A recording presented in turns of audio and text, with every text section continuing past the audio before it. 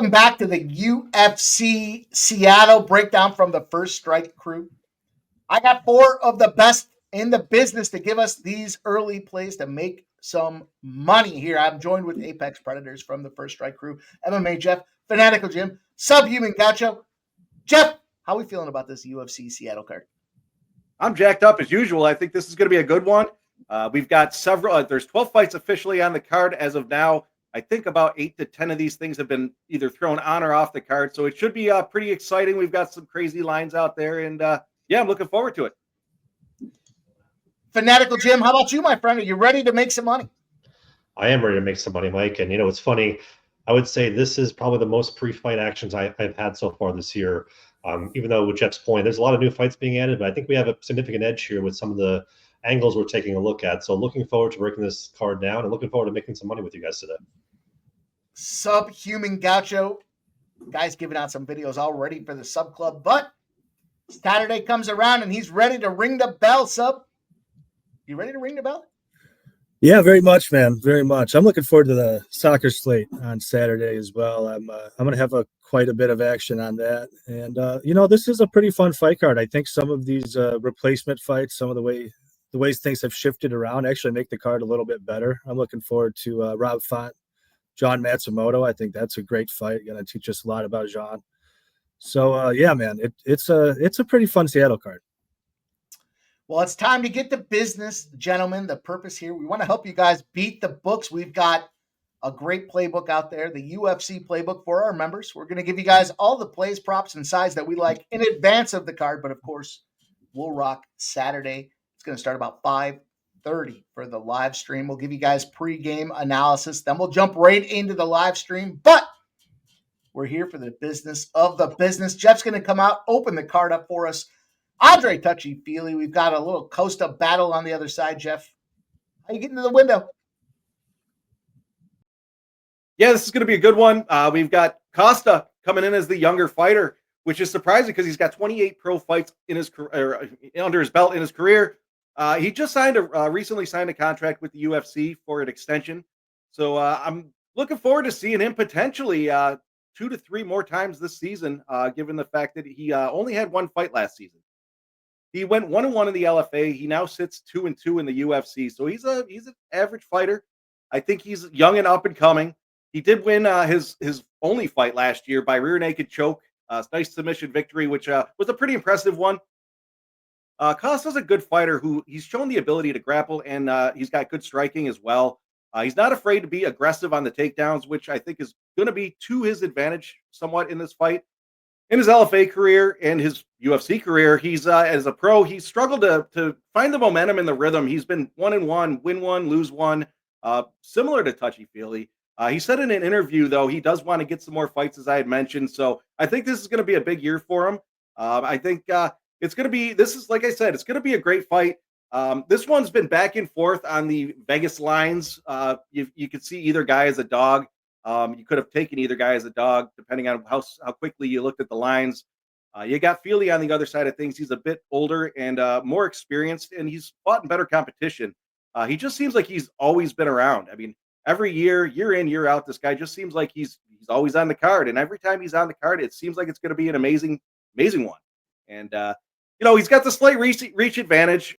Feely should come into this fight looking like the better, more composed fighter with 35 fights under his belt. He just seems to be the more all-around fighter. He's got good striking. He's got good takedown defense. He's got good grappling. I think he'd prefer to stand up and bang. Back in 2020, he went almost 2 years without a win. Now he's coming into this one off of a W against Cub Swanson. He earned a split decision win, and he also earned fight of the night. I think Feely is the better overall striker and boxer. I think the thing that's going to help Feely in this one is his unpredictability in the ring and his willingness to come out there like a wild man. I think Costa needs to get this fight to the ground to try and wrestle Feely with a chance to take the back or maybe even grab the neck. I think Feely's he's a good enough grappler wrestler to prevent any real submission threats. I overall don't see this one being a repeat of fight of the night, but I do think Feely's going to get his hand raised potentially by decision, but I think overall I'm going to roll with Feely money line at -105. Now we've got Sub, who's going to bring us into the co-main event with Brandon Allen versus Anthony Fluffy Hernandez. All right, well, thanks, Jeff. I totally co-sign that pick, man. I think Feely at that number is just wild. But moving on to the co-main event of the evening here, we've got Brendan Allen and Fluffy Hernandez, two fighters that I really love to watch fight. Brendan Allen, I don't want to say he's a do or die fighter, but he's very well rounded. Great finishing ability. 19 of his 24 wins coming inside the distance, and he can do it both ways. He can knock you out. He can submit you. His back takes are great. One of the best rear naked choke games that I think you'll see at this weight class. And then the man standing across from him, Fluffy. You know, I think Fluffy sometimes gets knocked for being maybe not the most well-rounded fighter. He's not a great stand-up fighter. His wrestling isn't fantastic. His jiu-jitsu is very good. But one thing about Fluffy is he will just weaponize his pace, and he breaks just about everybody that he fights, especially lately. You know, tons of round 3 finishes. Round 5 finish against Mikel Pereira in his last main event spot, and just a masterclass. Absolutely ragdolled him the entire time, start to finish, and that's a pretty hard dude to make look that poor in the octagon. So in some ways, I'm pretty high on both of these guys. And, you know, I kind of agree with what we've been seeing out of the market here. You know, this fight goes to the distance, opened up a pick 'em. We've seen a bunch of juice to the over, and we've seen a bunch of money come in on Fluffy. I think that is the most likely scenario here. That is to say, Fluffy by decision. I think Fluffy is going to have a lot of success, especially after round one. Round one, I worry a little bit for him, but that just gives us a really good live spot, because what I think happens is that we see a close round one, and after that, it's more and more Fluffy, and that kind of snowballs downhill. This is a rematch from a previous LFA title event where they went 5 rounds, and that's kind of how the fight went. First round was pretty sloppy. Brendan Allen probably edged it. After that, it was really all Fluffy implementing his game and getting the better of it on his way to a unanimous decision. So for me, it's a Fluffy round 3 or decision. I do want that round 3 in my back pocket. You know, we have seen Allen slow down at times.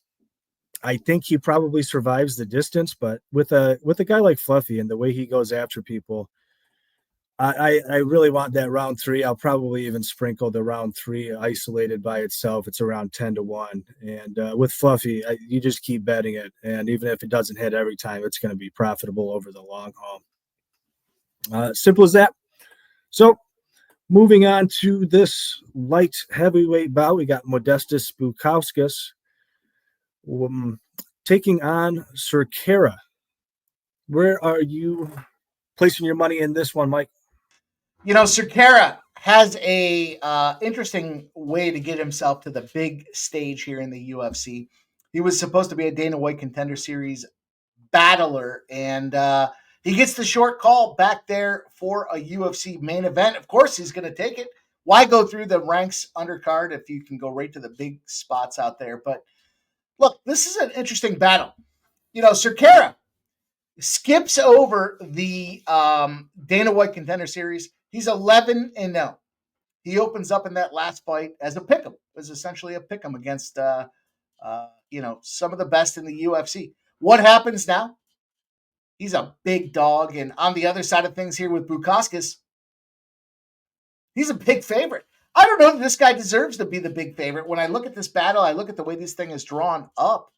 The challenge I have here is Bukauskas does not like to throw blows. His last 3 fights, he had 38 significant strikes. He had 66. He had 44. The guy just likes to kind of go out there and battle. He's a decision type of artist, if you will, here. And listen, he didn't last very long against Islam and Cerqueira. But you have to look at this guy as a black belt. He trains with Silva. He's got some of the best in his gym. I think this is an opportunity. The guy's a southpaw, so you have an unorthodox type of southpaw stance to deal with here. These guys aren't big takedown artists. They're not big strike artists as well. And at the end of the day, I'll give a pass for that first fight performance for Cerqueira because, again, he was prepping for Dana White Contender Series. He gets the call, he takes the bell, he goes out there and he gets busted up. It was less than a minute. We didn't really see anything from this guy in that first minute of his fighting. And at the same time with Bukauskas, what I have seen from this guy in his time in the UFC is he's not quite that striker. And if it goes to the ground, Cerqueira, I do believe, has the advantage. I love this price tag. I think this is a great play for a big dog. It's the first fight of the night. You know my challenge here, first fight of the night, but I'm going to go with Cerqueira.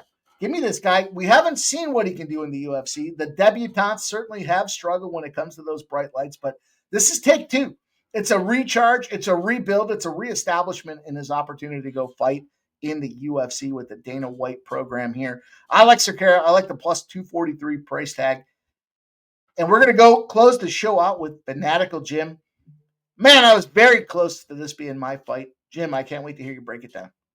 Well, thanks, Mike. And we all need to pay respects to our Lord, Gene Silva, because Gene Silva is fighting once again, and he's fighting Melsik Bagdasaryan here in Seattle. And with Gene Silva, needs no introduction, member of the Fighting Nerds, Mount Rushmore. Those four have gone 14-0 in the UFC, known as extremely violent fighters who get their opponent out either first round or second round in most cases. And Silva really matches the intensity of those guys in his camp. We've seen him just recently against Drew Dober, cut Drew Dober, really hurt him in that fight, gets a round 3 stoppage victory. Charles Jourdain, he gets the uppercut win there in round 2. He knocks out Weston Wilson. I mean, he's just been running through the UFC so far.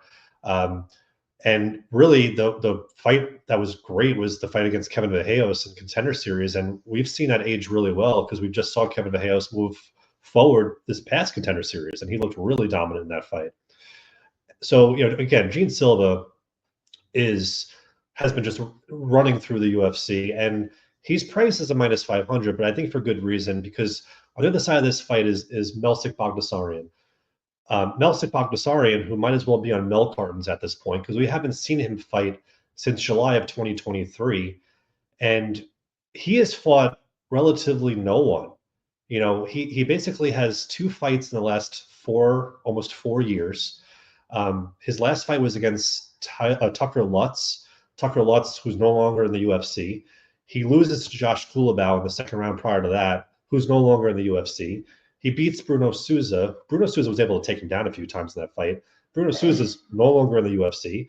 And then you have Colin Anglin, who had a great knockout, a head kick knockout, no longer in the UFC. I mean, the guys he's beating are guys who are just not UFC caliber, and they're getting cut. Not to say Bagdasaryan is a bad fighter, but he just really, to me, he's been knocking guys out and having success against guys who were just kind of standing there and taking it. And really, the Kulabau fight was a guy who was pressuring Bagdasaryan, and he didn't like it. And eventually, he just got submitted. And I think Gene Silva can do that in this fight. And we've seen Gene Silva do that, right? He's a pressure fighter. He's extremely accurate. He's deadly accurate. We've seen him get a ton of knockouts in his career. That's really his path to victory in a lot of cases is the knockout. And with Bagdasaryan and guys like this, now last week I told you with Sadikov, right? I didn't mind that he didn't fight in a while because he was training. He was trying to pick an opponent where it made sense for him so he can move up because he wants to be in that top 10, top 15 conversation at some point. With Bagdasaryan, he's just been injured. I mean, look how many fights he's pulled out of. I'll run through the list quick. He pulled out of the Neymar fight because he torn his labrum.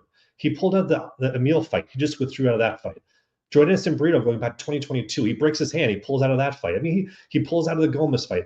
Like, these are 4 or 5 fights he's pulled out of, and he's only had 2 in the last 4, like I mentioned before. So, how trustworthy is this guy? And I am not going to put money on guys who just don't fight, right? Like, if you fought only twice and you're 33 years old at this point, how much better are you getting? And now you're versing a killer in Gene Silva, a guy who's going to prepare for you.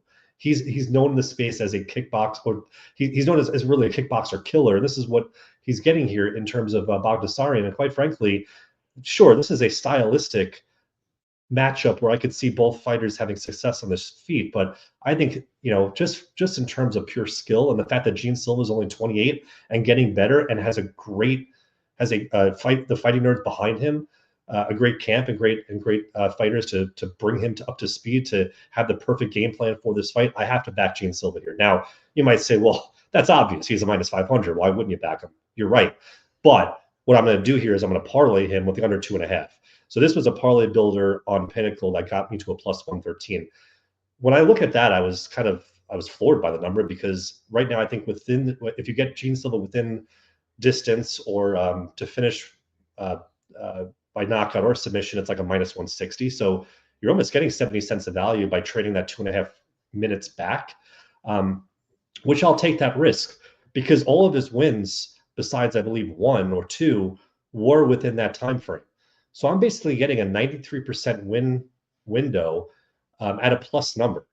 So just from the statistics of that, it just makes a lot of sense to take that. Plus, as I said earlier, I think Gene Silva will get the best here of Baghdasaryan, and I think it happens either probably in the first or second round. I think he'll be able to close distance. He'll be able to probably clip him at some point and get a knockdown. What I don't know, and not why I'm not jumping on the knockdown prop, is we've seen Baghdasaryan get into positions where he'll just give up his back. And if that's the case, and if he's being backpacked by Gene Silva, does Gene Silva go for a choke? I don't know, and I don't want to take that risk. So I'd much rather just have the under 2.5. So once again, my look here is Gene Silva and the under 2.5 parlayed, and that gets you a plus 113. So with that, Mike, let's go over the recap and rest of the fights. Great job, gentlemen. Excellent work tonight. We've got 4 big bangers for you guys here for UFC Seattle. Make sure you do tune in. Check out the playbook over there on the post tab with the YouTube Sports Money page. Don't want to miss out on all the action that we share with you guys here. 4 big fights tonight. Big fights this weekend. Saturday is going to be a big show. Can't wait to see you guys there. Make sure you like, subscribe, and turn your notifications on. You don't want to miss any time we drop our content. We appreciate you guys watching. Thank you, guys. Have a great night. We'll see you soon.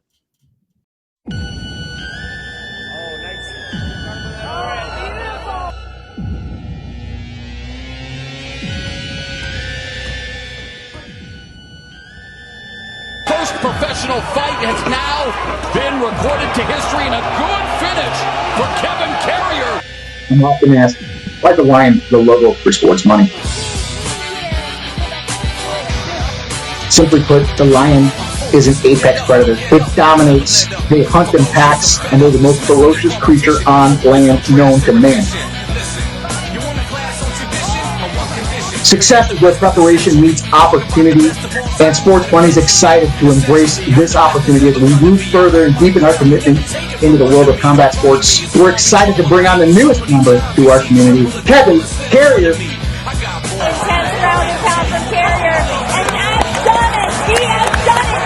Fighting under the Legacy Fighting Alliance will go out there at 3-0. His next fight, Friday, February 21st, Seneca Haggard, New York. Please welcome Kevin Carrier.